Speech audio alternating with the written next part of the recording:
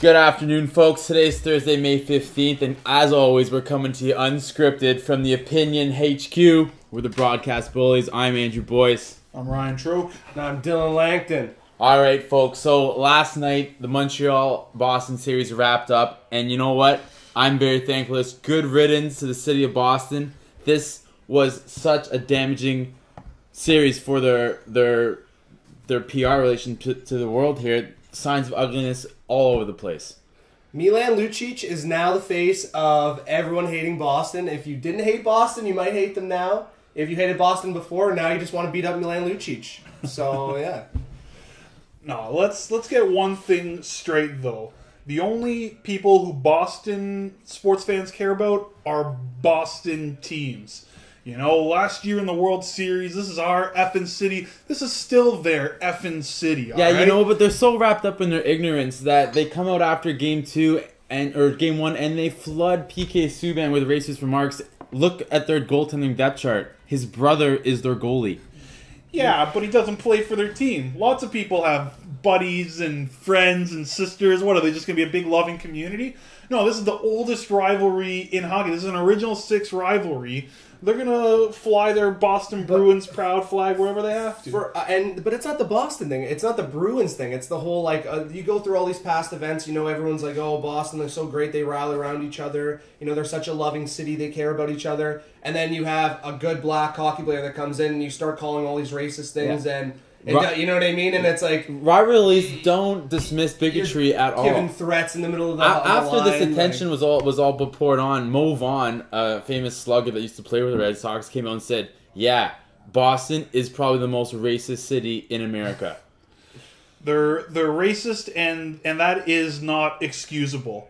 But being proud of being a Bostonian... Let's be proud racist. If we're going to be racist, you might as well be proud. To be honest, their least successful franchise won 3 Super Bowl championships in 4 years. So since 2001, they've won 3 Super Bowl championships, a Stanley Cup, 3 World Series...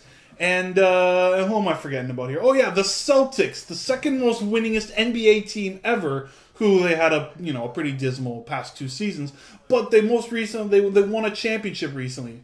You know what? Kudos. Actually, no, they are the most winningest NBA franchise. I'm sorry for demeaning them. They've won the most, so that's the end. Kudos to Montreal though, playing tough the whole series. We're not afraid to poke the bear, and I you know what? I loved Weese the other game flexing his muscles back at Lucic.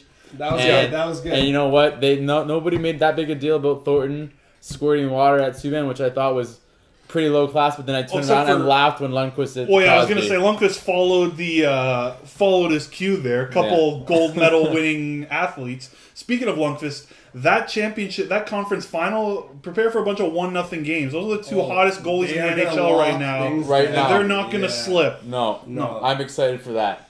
Predictions, I am going to boldly predict Montreal in 6. I can see Montreal coming out of there, but I know I got 2 teams in that final, so I'm going to be happy regardless. I think the Rangers are going to slip by, though. I think they got more. They got Brad Richards. If it goes 7, Brad Richards does not lose Game 7 ever. I think what's Nash is really yet to show up through these playoffs. If Nash gets hot, he's one of those guys that, I mean, with all those other guys, you got St. Louis, same thing, you got Richards, if he's a guy that picks up, he's a huge, powerful player that's going to set up that rest of that team. And, does Montreal really have that size to compete with it? I mean, yeah, they just competed with Boston, but they got, They got speed, though. They're a good team. It's going to be good. It's going to be good. I thought Montreal was going to win last night. I'm happy they did. Like we said, not really, big fan of Boston, even though... So what's your prediction in the conference final, then? It's going to be... Knife to your throat. You got to pick one. I'll go New York in 7. Cool. I think it goes all the way because of the goalies, and I think New York just, like I said, slips by. Not slips by any means, but they do get close. And I don't think any result's going to surprise any of us. All right, moving now to a couple large personalities and top achieving players in the league. They're probably big gentlemen as well. Oh, they're large by stature, I'm sure. At least one of them. I mean, and to avoid all the innuendos, get right to the point. We're talking about Sidney Crosby and Jonathan Toews. Now, the big question is, one of them is the proclaimed best player in the league by everybody that really watches the NHL, but to be fair, he just disappeared in the playoffs. And you can say, you know, oh, he played the Olympics. Well, hello. Jonathan Toews didn't stay at home for the Olympics, and he's now going to the conference finals, trying to win his second cup in 2 years, his third cup in 5 years, if I'm not mistaken. Hey, guys, if you're starting a team tomorrow, who are you taking? For me, I'm looking at this, and, you know, I love this debate between these two guys because I like both of these players. But if I'm going to start a team and it's going to come down to a lot of things, you know what? Regular season's great. Yeah, Crosby's won before, but for a guy that I'm going to, probably go in and bleed for, die for, follow, have this guy lead me to the promised land, I'm going to take Toews every day of the week right now. He's got these guys rallied around him.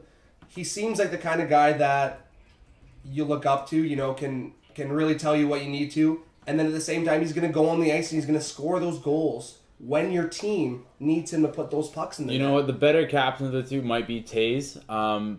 And Crosby gets harped on a lot when Pittsburgh doesn't do well. But this is a team that lost 500 man games this year to injuries. And they steamrolled over the Metropolitan Division.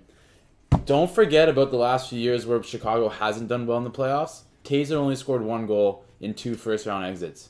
Yep. Well, obviously, when he's on, and they're doing well.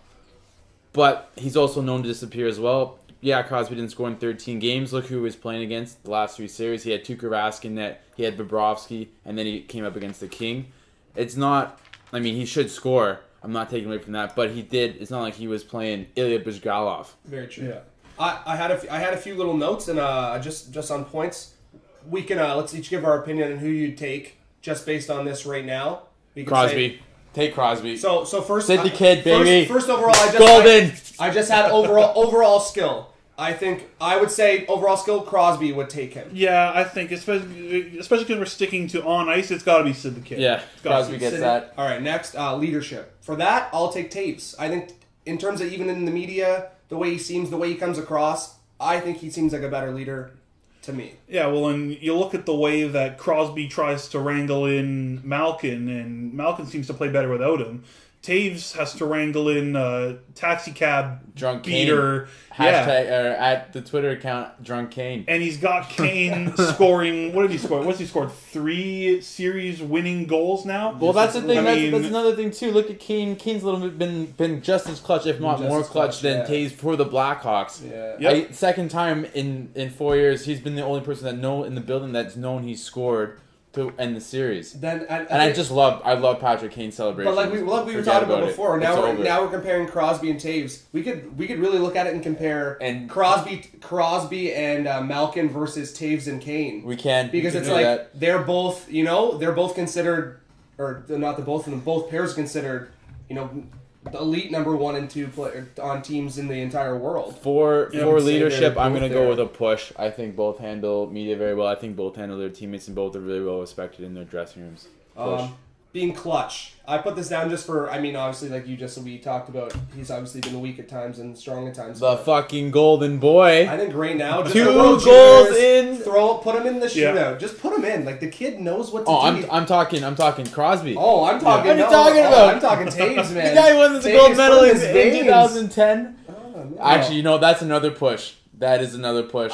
I have to go with the push there too. And that's the thing. It's like it seems like with these guys, 1 year one of them does well, and then the other. You know what I mean? It's like they're either one's hot because the other one. It's just like it's a conversation that I'm sure we're gonna be having for a long time. I'm gonna lean towards Pittsburgh there. Like you said before, you conveniently went to the push. He's got 2 Olympic gold medal winning goals. I think the discussion ends there. Yeah. But you can also bring up the fact that he's won a Hart Trophy. Jonathan Toews doesn't have one of those. He's got 2 Stanley Cup rings. Well, good for him. He's also got, I think, a much more complete team around him. Yeah. You look at the top defensemen. They've got 2 stalwart defensemen there. And this year, they've got 2 more coming up in the wings with Oduya, and Chalmerson's been there the past few years, steadily improving. At one point in time, Oduya was like New Jersey's second best defenseman, and now he's playing as like their 4th. Yeah, he's the 4th in Chicago, and he would be the second on almost any other teams, maybe even the best. They got a lot more depth on that team than Pittsburgh does. Realize, yeah. But then you look at them getting it done, and you're right. Chicago did exit last Back 2 years back in from the Christopher first Sieg, round. eh? Scored his I first saw goal him in a nice in the face wash playoffs. the other night. He did not look happy. No. He doesn't like the face wash because he's always got his goddamn mouth guard outside of his mouth trying to chew all the little bits. Like, what does he have in his mouth guard that's so delicious? He keeps that thing. I don't dangling. think it's made from anything plastic. I think it's just made of pure fruit roll-up. Yeah. That's why it's so delicious. All right, enough about fruit roll-up, as much as they're good. Let's dive into a little Canadian content in this hockey here, boys. The Memorial Cup, the national tournament for Canada, to decide who are the greatest hockey players in the junior circuit. Mm-hmm. We have 4 teams in it this year. We got the London Knights hosting. We got usually 4 teams in it. Usually 4. sometimes always 4. Sometimes one more than 3. Some teams didn't pay their 2 plus 2 usually gonna be 4. Usually one less than 5. We got Val-d'Or, we have Edmonton, and we also have Guelph. Boys, it's looking like it's gonna be a good tournament. Bit of a weird setup, but how do we feel about this? Normally, I'm not one to take a team from the Ontario Hockey League just because, whatever, not really for them. Good reason. Is the OHL usually weaker than? I feel like they might have Q stronger or the teams. Western Hockey League? They might have overall better, like a stronger team. I think the better prospects do come from out west, and the grindier teams definitely come from the Q. But London and Guelph both have soft spots. Guelph, favorite party town.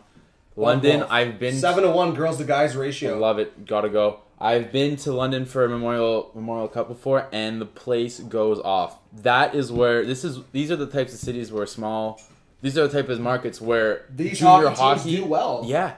People have jerseys. They get them signed. They're at every game. Imagine having a Mr. like a Steelheads jersey and walking around town. You would be outcast in not cool. Oh, London, Kitchener, proud of it. so Proud well of too. it. Actually, now that I remember, I've been to Guelph too for Memorial Cup. Same thing. Place goes off. Yeah. And this is a team that's been off for a few weeks, and they're loaded with talent. They got little Ty Max Domi on there. You got Big Bo Horvat, the Rupert twins. Jake Patterson was the goalie for Canada this year, the past world champions. Yep. And you got the Hunter brothers running the operations. This team is bred for success. Class act. They're in the Memorial Cup last year.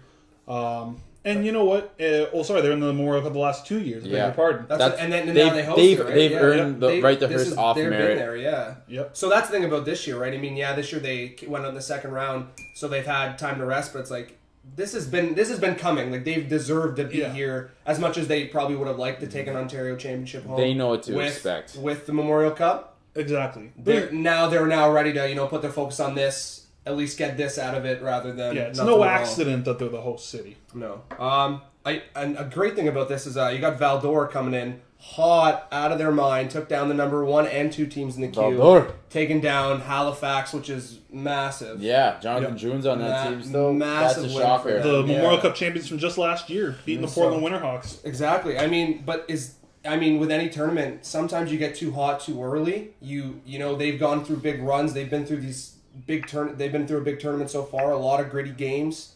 They're tired. You have teams like London that's been off for a few weeks that are going to come in healthy. Such a cool dynamic to the tournament. It makes a really, really cool atmosphere leading up to it. Yep. And I think at the same time, as much as you can say sometimes it's a negative where people have more rest, at the same time, if you're Val-d'Or and you're hot. Let's go. This is play. No days off. Can't think about it. London's had this time to sit there. It's at home. As much as they're not the favorites, the doubt might start creeping in. You don't know. You're tired of practicing your systems day in day out. You want to play somebody. Exactly. And if you're London, you're looking around as soon as you skate out there. All your family and friends are there. This is your time to really shine. And this Val-d'Or team's coming in, not speaking any English. Not just to mention scouts. Just going to town, you know what I mean? So, yeah. I hate to burst your bubbles there, but I don't know if it takes you 2 weeks or 2 minutes to look across the rink and notice that if you're playing the Guelph Storm, you may need to change your jock strap. Let me just school you for a second. They entered the playoffs having lost only 12 games in regulation. They got 52 wins. That's 8 more than the next closest team. All right? They went into the playoffs. Anything can happen in the playoffs. Yeah, anything can happen. Like winning the championship in 20 total games. Wow. They've blown past the competition. They left everybody else in the rearview mirror, and they're going to leave these other 3 teams in the rearview mirror. They're stacked as well up front. They got a lot of talent, and they got a few defensemen that are going to be playing in the NHL one day. Side note on this, I know a few, not that I know a few guys on the team, but I know a few girls that are potentially sleeping with a few guys on that Guelph team, and let me tell you, those boys, no shyness confidence-wise, let me tell you. They're going in hot. They're ready to go. It's a little inside information there. That's what I'm just saying. Getting the inside scoop. They're getting the inside something. Yeah. All right, well, boys, I say we take a move on to basketball. Hardwood. Let's do it. Shoot on the hardwood a little bit. All right, well, let's start off with how dominant we've had 2 teams in each conference. We've had the Spurs that absolutely walked through Portland, which is Did not expect that. which is very surprising. And you get Miami absolutely walking through Brooklyn with a walker past Garnett and Paul Pierce. I don't even not that Miami's was surprising, but Miami's had to break out into a jog. Yeah, they had Charlotte, and then they got an old, tired Brooklyn team. You know what? I think if anything, the most disappointing about that series is probably the Nets owner. Goes out, spends all this money, brings in all these players, brings in Jason Kidd as a coach. Yeah, they beat the Raptors, who feels really good. But the team that they were supposed to beat, Miami, couldn't even come close. Nope. maybe it was, they probably felt really good about themselves after Game 3, and then their owner got beat up in an elevator. Yeah. Oh, Coming out. Did they beat an elevator? Maybe Solange. Oh yeah. I was gonna say I thought he meant the old white guy. I was like in Russia. So maybe that Solange, don't call me so long. No. Maybe that rattled Shout some out to feathers, Jimmy and Fallon. and they couldn't perform. But if I was Mikhail Jay. Krokop, I'd be pissed. Oh yeah. Yeah. I mean, on the one hand, you do have to applaud them for the resilience after coming out of the gate stinking. I mean, Yeah, it took you a lot could to get back to smell the that playoffs. stench from the whole state of New York, basketball-wise, all the way up here in Canada. And they did turn around. They turned around. They got to the 6th seed, which apparently they wanted to be because Play Toronto. Play Toronto. it looks like the Raptors are slouches, which... I mean, you've heard my opinion on this. They're no slouches. They're going to be there the next few years. Toronto would have gave Miami a better run. Yeah, it would have Would been have gave them a much better run. They were younger. They could have at least stayed with them. They could have ran with them. Would have banged bodies. It would have at least been 4-2 if Toronto would have gone down. I like the That's whole what I predict. The reason I would like to closer see that games. it would have gave Toronto a lot of great experience. Boston, those guys have been there. If that's the thing, they've had this experience. It was time to win. The only person that came out to play for Brooklyn really was Joe Johnson. Yeah. He's getting it. You know what? Pay him his money because he earns it. Yeah, you know He's what? been Actually, playing. They would have been dead without him. pretty funny ending to that More series so last than they night was Ray Allen making clutch plays in the last minute against Pierce and Garnett. Yeah. I heard they haven't talked to him in like 2 years. Garnett hasn't even. Garnett, I could believe Garnett because he's too wrapped up. Hold a He's- grudge much. He's man. a Like- perfect Bostonite, And then- he's so wrapped up in and then he himself goes to that Brooklyn, yeah. and then I feel like I'm going to be Yeah. eating those words for a while. Anyway, No, and, over in the West, Popovich, the brainwasher. brainwashing of good basketball players. Yeah. This is a team that has maybe great players in Duncan, Ginobili, and Parker, but good players all around that just win. Just that team. You don't Greg see them. Popovich, You don't see them on the highlights. They just win. If you see him, if you had to interview Greg Popovich and just ask him how his day was, he would eat your soul. Yeah, I don't think we should have him on the show. No, Greg Popovich. Heard he's been trying to Greg get on. Popovich, Yeah. We'll big have to tell fan, him no. buddy. If you want to come on the show, we have a seat for you in the HQ. But We're not asking any questions. I don't think I can play basketball for you. But every one of those guys just seems perfectly fit to play his type of basketball. They play exactly the way he needs them to. They get along. They don't have big personalities. No. I mean, big enough that they can be star Even when players. when he had T-Mac on the bench, you never heard T-Mac really coming out and saying Super it. humble. He probably, I don't know what he does, but he tames him in a way that the ego was just not there. Yep. he seems like he plays them when he needs to, and you know what I mean. They're looking really scary. And that's the thing, you know, the Miami Heat, when the Big Three came down there, it was all talk about, we're going to build a dynasty. Well, guess what? There is a built dynasty. They've called the been doing San it. Antonio Spurs. They've got, to bring up those Big Three players, the Big Three in Miami, you got the Big Three in San Antonio that are all Hall of Famers, in my opinion. And I don't get to cast a vote, but I'm putting them all. And I mean, two of them are undoubtedly. It's Ginobili that seems to be the fringe guy, but I don't see how he doesn't get in. I don't know who you put in above him when eventually his name does come up. Yeah. But yeah, 4 championships since '99, 5 conference titles since '99 as well. it's They always always seem to be around the conference final anyway. They get there. Oh. They just get there. And that's the thing. They might have had a rough first round against Dallas and people were kind of doubting them. And then like, okay, we'll show up now. And they just took it to Portland and said, okay, we're good. We'll wait. And Dallas is a good team too. You know, they got that Texas rivalry there. I mean, That's what there I are mean. no games where I would ever really pick against Dirk Nowitzki. That's another guy that just knows how to win. Another Hall of Famer, got a title, got an MVP ring. The big Dirk. He's been on the downfall a little bit after his title win, but at the same time, like, he put his. Well, he was the guy. He's a little old. He was the guy there for a long time, and he was the one, He's still shooting the all guy. threes, going in the post. He was the one putting in the work, and he still is. Yeah. And that's why it's like, okay, obviously going to ban you, but just the Spurs. It's like with the age of Brooklyn and the age of San Antonio, like The same you can thing. see it's like they're the same age, and it's like if you took Garnett versus Duncan? Tim Duncan right Tim now, Duncan? Tim Duncan would Oh. eat this kid for Would lunch. eat him. Yeah. And, the same thing. Like, Parker, Ginobili, like, they're not any older than Paul Pierce. Or, they're roughly the same age. Same age. You're Like, looking at the same That's thing. what I'm saying. It's not really age. It's like, it's Who's system, who wants it more, training. You never know what it is, Who's right? going to give it up for the team? Speaking of giving it up, who would you guys like to see them play in the final? Would you like to see an OKC? I feel like they could beat it. Like San Antonio would probably take it to OKC just because I feel like right now Westbrook and Durant are just a little. They can get them dysfunctional, make them dysfunctional. But I really feel like if the Clippers played San Antonio, Chris Paul, Blake Griffin, and Lob City might be able to reach the final. I think regardless, you're looking at a great series. I personally think OKC is going to get through just by the way they seem to sort of squeak out wins. And to be fair, in the last two games, both teams have squeaked out wins that they probably didn't deserve. Yeah, Not to mention just the based refs. on the way they were Both playing up ways until with then. the Well, they had a little help But- from the refs. Yeah. Speaking of that, guys, what's happening? They got refs. They got lots of replays. They got the third ref just for the instant replay, or the fourth ref, sorry, just to flip the TV screen around and show the other three refs what's going on. I mean, what's that guy's job other than just queuing up the replays for the other three guys? But the big question is what are they doing? It's a simple question, but it's a true one. I mean, last night in Miami, you saw the exact same play against Paul Pierce. Then you saw one night before, in Oklahoma City, where a guy gets fouled and loses the ball out of bounds, and both times it went to replay. Both times no foul was called. And in one case, the team who had possession of the ball retained it. In the other case, they didn't.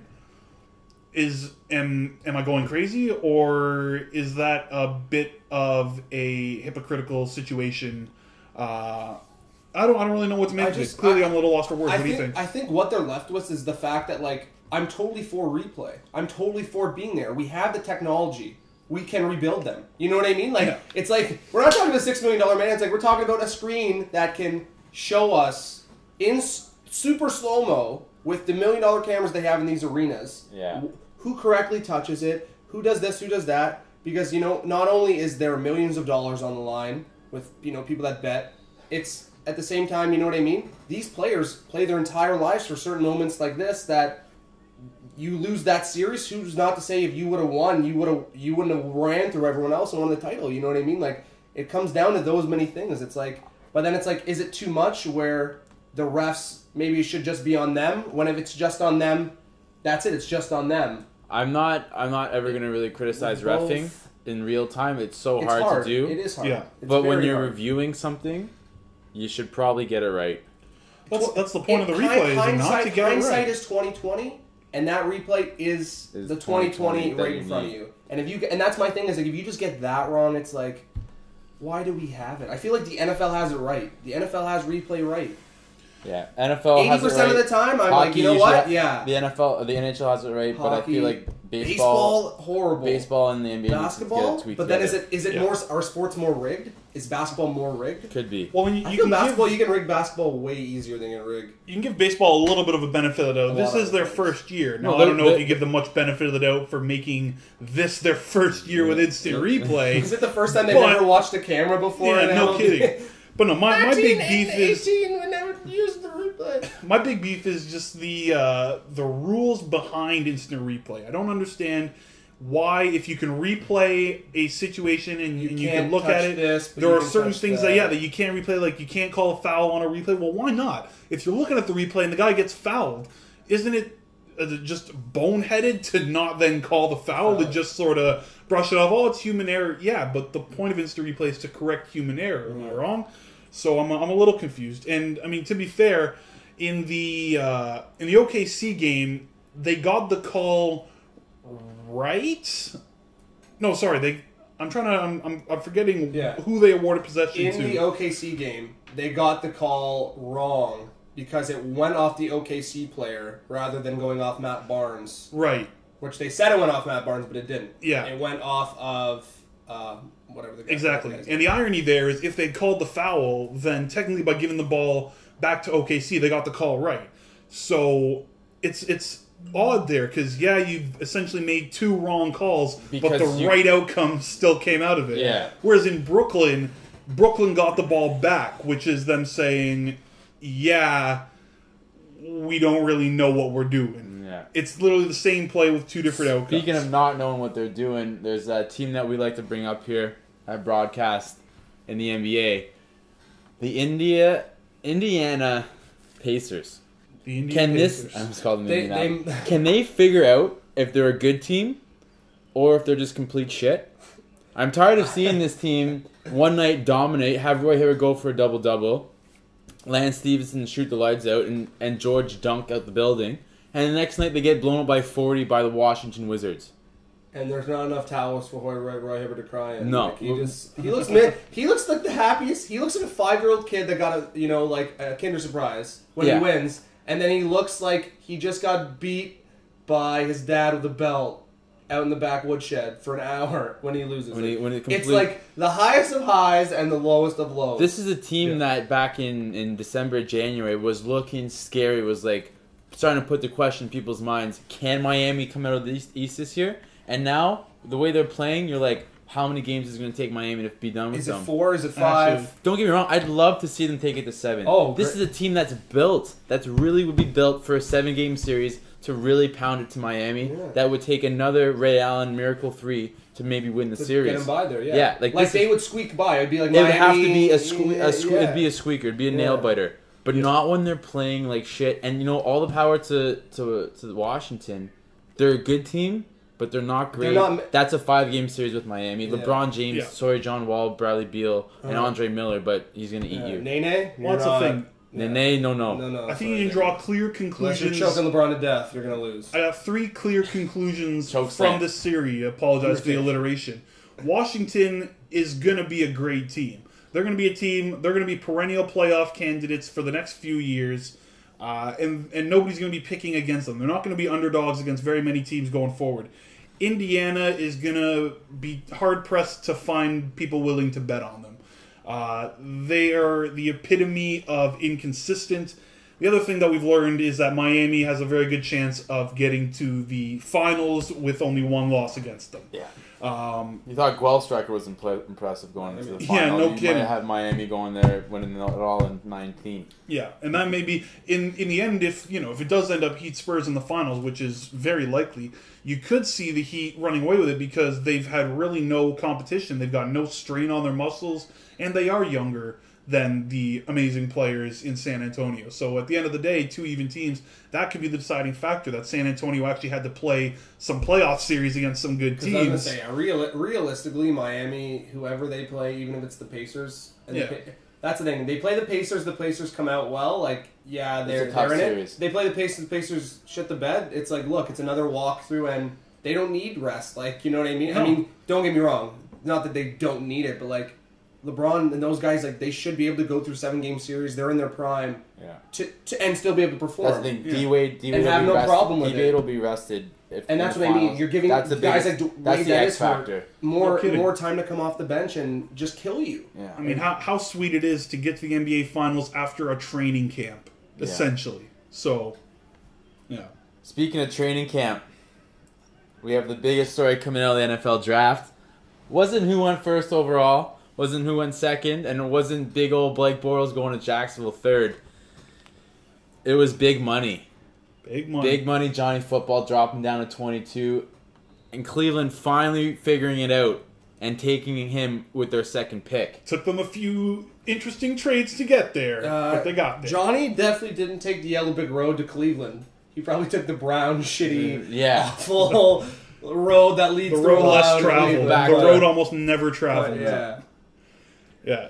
No, I mean, as a fan of the AFC North, and it's no surprise that I'm a diehard Steelers fan, I'm excited to see some games against Johnny Manziel. I'm excited to see him play. I'm excited to see him hit the floor. I'm excited to see him go up against Steelers linebackers and figure out that maybe it's safer as a pocket passer. He's going to tear that division up. Sorry to all the Steelers fans and Raven fans, but your teams are old. Your teams are getting slow. Your teams are not what they once were. This is Johnny football. He wasn't playing behind a great offensive line at Texas A&M. Most of his highlight reels are 30-yard scrambles, and then he airs it out. If he gets his receivers back, if Josh Gordon can stop smoking weed, and he has that deep threat... If they can just lower fines, another that's thing, it. or not even that, just guys, get away from that. All these guys are high. They're going to be fine. Johnny football. Drake in his corner. He's got everybody. Best story of draft day, him leaving his credit card at his favorite A&M bar, and once he got drafted, buying everybody there a beer and a shot. How can you not love the kid? That's back home, honestly. What did his dad say when he won the national title? He drank beer, ate Skittles, played football. And played football. That's what he likes to do. That's his father said about him.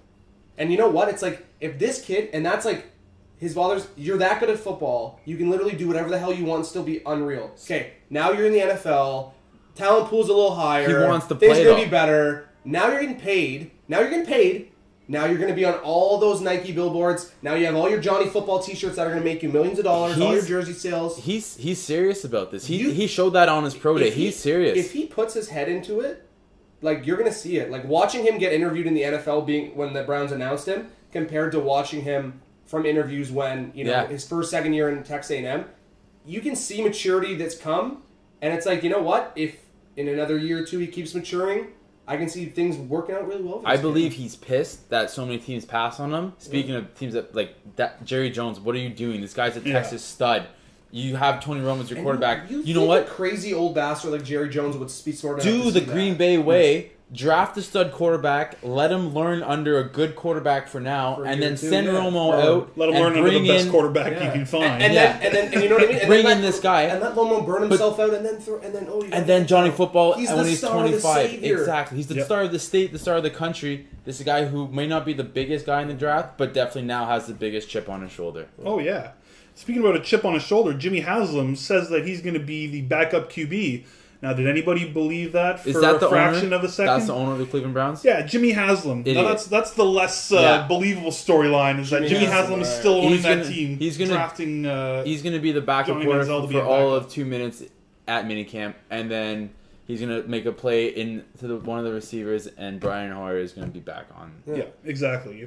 If your starting quarterback is named Brian Hoyer, Johnny Manziel is going to be your new starting quarterback. I'm sorry to say that. And it's just a truth. You know, there's a small section of elite quarterbacks in the NFL. There's probably 10 in the NFL that can really play the possession well. Yeah, and I don't think Cleveland has even seen any of them. Oh, no. Have you seen the jerseys that guy had? That's just tape. That's it's the whole back of his jersey. It's just tape with all the names and then all the Troy Detmer, Brady Quinn, and they're all crossed out. Yeah, it's hilarious. But that's the unique thing is like Johnny. Now they have this guy. How could you I almost became a Browns fan at night. They're probably my third favorite team now. Wow. Yeah. It's that easy, eh? Wow. It is. So seriously. easy. I actually have a friend that's actually a Browns fan. He's gonna love his life. Yeah. Like the last jersey he bought was a Brady Quinn jersey. We all know what happened with that. Yeah. Brady Quinn, Notre Dame, maybe. Exactly. But even there, it wasn't even that good. All right. Speaking of jerseys. Speaking of jerseys and sticking with the draft, there were a lot of interesting storylines. You got the first openly gay player in a professional sport since Tom Brady. Yeah. He's just pretty. People in New York, what about them Red Sox? Okay. You know, people in Boston saying, what about Jeter? Yeah, a little shout out to Jimmy Fallon. No, we got the first openly gay player in Michael Sam being drafted to the NFL. And sorry, I guess Jason Collins did play for Brooklyn for a couple games. I think there was no first player openly drafted in a major pro sport, which is good because drafting's your acceptance to that major sport. Yeah, it's like and they know it now. They're going to take you anyway. The one thing I find though is I think of Michael, and I find it great the way he did it, coming out, then getting drafted. But I think if he doesn't say anything, he gets drafted in the third round, third. No, not even. He wasn't the. He was a good player. Of the year, he was, but he's not a. It's a thing. I don't think he would have went in the 7th round. I think he would have went higher. Probably if maybe a round or two. But honestly, the NFL draft is a lot sometimes of a genetic lottery. Who won the genetic lottery? Yeah. Who's the 6'7", 295 pound beast that can run? Yeah. Right, Michael Sam is a great athlete. But he's too small to play on the defensive line, and he's not quick enough to be a linebacker. Great football player, great instincts, but so that's why he fell. I hope all the best for him. Yeah. And he's going to a team and a franchise that seems that an organization that is welcomed him with open arms. The one thing I like, stays in Missouri, goes to St. Louis, played for Mizzou. Yeah, that could help him out too. You know what? Staying here closer to home, that's a good thing. You know what? So that's very positive in that way. Yeah. Clowney. How much better is this kid gonna? I saw in NFL Power Rankings the Texans jumped 6 spots just for drafting one guy. Don't get me wrong. I mean, him plugged into that system, him, J.J. Watt, all those other guys just running around killing people, like, that's pretty scary. But I mean, does he make that big of a difference, especially coming off a year that he didn't really do that well? You know what I mean? Like, I think he does, especially he's still the over one pick. I mean, clearly he's still. Oh yeah, I'm not taking anything away from him. But you're right, and it is important to mention that he did take last year off knowing that he was going to be the top overall pick, or at least the top overall prospect, depending on, how crazy some of the owners get. If he gets picked first overall, who knows?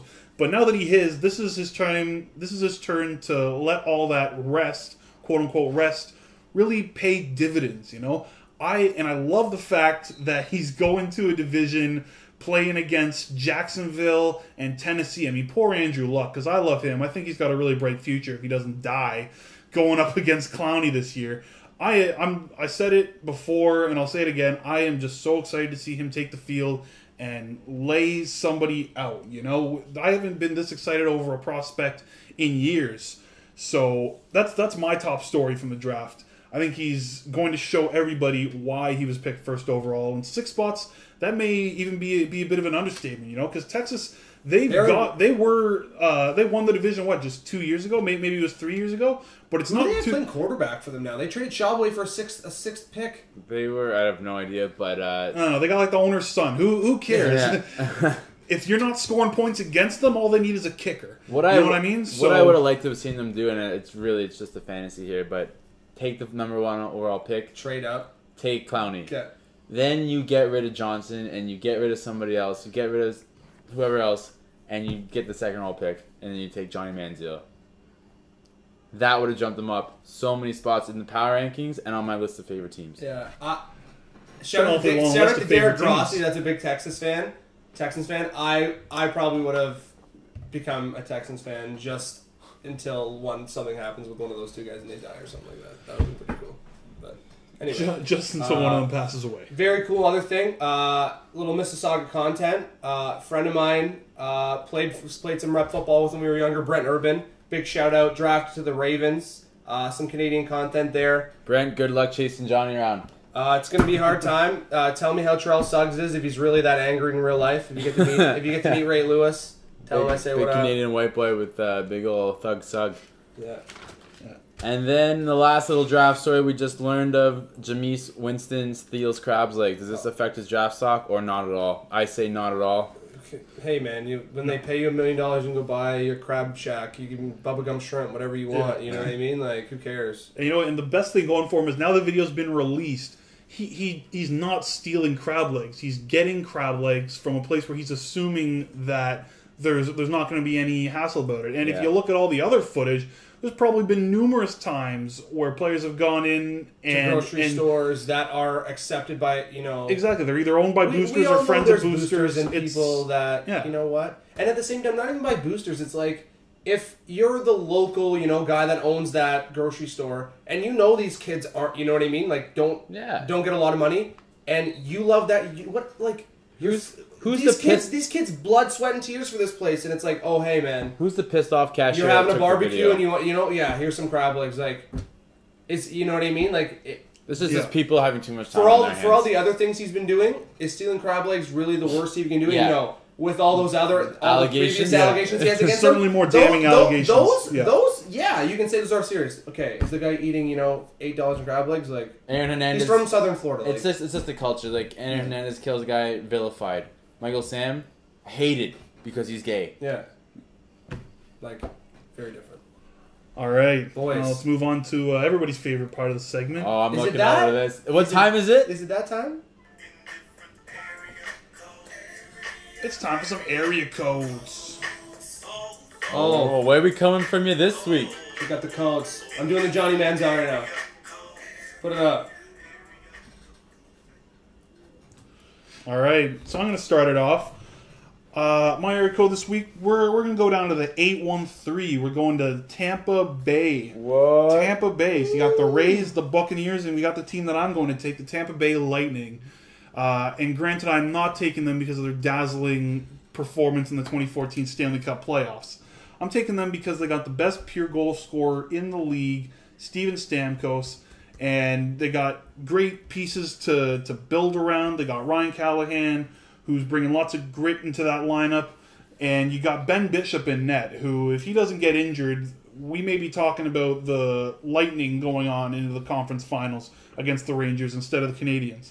I think they got a bright future there, and they did win a cup the year just before the lockout, so they've got a bit of an interesting past as well. I'm taking the Tampa Bay Lightning. They're my favorite team from the 813. How about St. Louis? And you forgot to mention St. Louis and Richards and Le Cavalier. Oh, yeah, wait. You guys seem to run out all the good players you have. I'm taking the Tampa Bay Buccaneers, baby. Ooh, the Bucs. Look at that division. It is right for the taking. We got, Carolina, getting soft. New Orleans, they can't figure out how to pay Jimmy Graham. And Atlanta, Matt Ryan, Matty Ice. Only thing that he's ice with is in the games, he can't win anything. I like the Bucs next year. All right, well, I'm going to take the Tampa Bay, formerly the Devil Rays, now currently the Rays. First thing I'm doing, we're bringing back the Devil. We're back going back Devil Rays. Nothing scarier than an 8-foot fish that looks like a pancake that can kill you with a sharp barb, all right? Yeah. Nothing scarier. Second thing you should do is move that team out of that disgusting... Tropicana. Only thing good about Tropicana is the orange juice. Hashtag drop the cop. Drop the drop. Friend, Hashtag check your spelling. Been to Tampa... it's really nice in Tampa. It is. You don't need a roof in an ugly-ass stadium. You can have Florida. The nicest stadium. Way nicer than Miami Orange Stadium. fields in the back or anything. something. Literally anything other... Look at Miami, open it, just don't do what Miami did. Tampa. Devil Rays. Back in it. All right, well, boys, area codes. I'm going to go with the New York. Woo! The 2-1-2 New York. Who knew? I'm gonna take the New York Knickerbockers. Well, just to clarify, when we're talking about New York, we're going old we're going old school, classic New York. Okay. We'll do new school New York later. We're gonna go with the Giants, the Knicks. Like I'm gonna take the Rangers, and then the old pinstripe, the Yankees. So I'm going with the Knicks. Just love MSG, love the hardwood. Love the pretty girls coming down, sitting courtside. Feel like there's a lot of things we could possibly do. Still have Carmelo. Definitely could give Carmelo a little more love. Put a few better pieces around him. Don't really think the people that are running the Knicks have any idea what they're doing, because fair to say. You have a franchise that's been great forever. They put in Phil Jackson, but if I'm going to be the GM, I'm still going to keep Phil around. Phil is the guru. Phil's the mecca of basketball. Phil's a good guy to have, but yeah. Phil wins, and that's the end of that discussion. All right, well, this seems like a gimme. I'm going to take the New York Yankees, and no hesitation did I stutter or stammer. Yeeter, eh? 40 AL pennants, 27 World Series titles. Who else gets goodbye tours than like Derek Jeter and Mariano Rivera. You know, this is a team that sells out wherever they go to play. They're an instant draw anywhere, you know. Them and the Red Sox are the only two teams that can claim that. And the Red Sox in Boston are full of racists, so I don't even want any part of them anyways. No way. Exactly. So it's a clear-cut choice for me. Thank you for passing the Yankees to me. I appreciate that. Go Knickerbockers, hell yeah. But no, Yankees. And I didn't even talk about their past. We don't even need to talk about their past. What are we just gonna name drop here? Joe DiMaggio, Babe Ruth, Lou Gehrig. It's nothing. It's over. It's the New York Yankees. Thanks a lot. If I'm going to own a team in New York, I'm owning the team that's still playing right now in the playoffs in New York. I'm going with the Rangers. Playing out of MSG, we're going to the conference finals against Montreal. Original 6 matchup. I'm up in ticket prices for sure. Making lots of dough. ACC and True MSG New York way. And having a time. Just having a time. We're going to fly down now to the nation, or to the capital of the United Not our States of nation's America. capital. No, to the nation's capital of the checked. States. Okay. And we're going to head down to the 212 Washington, D.C. Barack, where you at? Tons of sports teams in this city. Love it. And I'm going to start off by taking the Notorious Redskins. And you know what I'm going to do as the owner of the Notorious Redskins? First thing, I'm getting Barack and Michelle season's tickets at the 50-yard line. They're going to be wearing Redskins jerseys at every game and wearing Redskins caps on all their State of the Nation addresses. Second thing, RG3 is going to become the first ever player coach because he's a coach killer, but the kid can play. Third thing, Chief Keef, signing him as my official mascot. The Chief Keef. All hail the Chief. Yeah. He's going to appease the masses for sure. You're going to play Chief Keef. Keeping in the racist undertones, I'm hiring Donald Sterling as my director of personal relationships, and then bringing in Milan Lucic to be my official host to visiting teams, Washington Redskins. He's got AIDS! Wow, that's all I can say. Yeah, that's pretty good. That was good. All right, you're going to sign with me? You're going to give me the next pick? Yeah, I sure, appreciate that. You go. I'm going to take the Wizards. Oh, okay, all right. Not a tough decision there. I mean, you twist my arm, I might have taken the terribly, insanely racist Redskins, but somebody already did. So I'm left with a team that's still in the playoffs, giving Indiana a run for their money. They're going to be in the playoffs the next few years. I mean, Bradley Beal and John Wall. I don't know if there are any two players in the league that are this young and this exciting to watch, other than our own DeMar DeRozan and Terrence Ross. And Jonas Valanciunas. That could even be like a young 3 there that we're talking about. But sticking with my team now, the Wizards, they got a huge, bright future. I love the fact that we can say that we're one of only 2 teams that the greatest player of all time, potentially, and Michael Jordan played for. So that's enough of a storied history there. And we used to be the Bullets. Yeah. That's cool. The Bullets Washington are Bullets. way cooler. That's a badass name. Well, not really when you consider Washington has a really high crime Bullets, rate. yeah. Well, yeah, and I mean, I think the irony. You know what? is Yeah, super that's kind of. strong Yeah, on it's a that. good We're thing gonna that rip on the Redskins and let's look at the homicide rate in Washington I mean, yeah. D.C. Okay. To be fair, it's a good thing they changed the name from the Bullets before Agent Zero got there. Yeah. But yeah, Washington Wizards, no question. Gilbert Arenas, guns on deck. We're the Wizards and proud. All right. Well, last but not least, I got 2 to pick from. I got the Nats and the Caps. You know what? As much as I want to go Caps, because I think Ovechkin would just be hilarious to play golf with and just be really Probably Russian. getting better at that. Straight hole in ones. I'm gonna take the Nationals. You know what? I'm gonna go with baseball. They're fairly new in the city. They got baseball, Washington. So They nice love stadium. baseball in the States. You know what? Like it looks like a nice park. Bryce Harper, we can go around asking clown questions, bro, if we want. They got good young talent. I like Jason Worth. He runs a mean beard and he's got some sweet flow. They look like Don't go with the straws. Strasburg. Hopefully, if they put him on Stratosphere. another pitch count or inning count or whatever they put him on last year, Super maturation weak. count, whatever, they would have went. That's the thing. I mean, hopefully he plays well. Looks like a good team. Maybe like the theme, I'm taking things back. Maybe I just take him back and I take him right back to Montreal. I was gonna say you're Bring picking him the back to Expos. the That's not a bad Expos. pick. That's it. Why not? Viva la Montreal. Lots of strip clubs, lots of baseball. Loving it. Can't argue with that pick. Loving it. All right, guys. Viva la Montreal. Ole, ole, ole. Thanks for tuning in next week, or for this week. Check us out next week, and we'll see what kind of trouble Tune we in can next get week. Why Tune not? in, yeah. Tune in this week. Tune in next Get week. around the Bullies and see what kind of trouble we can get Subscribe, in. whatever you want. We will Feel it. see you Yeah. later. Watch some sports. Not a wager guy, except for milkshakes. I know he goes for the dollar. Dribbles with the basketball, he's going to get to the rim.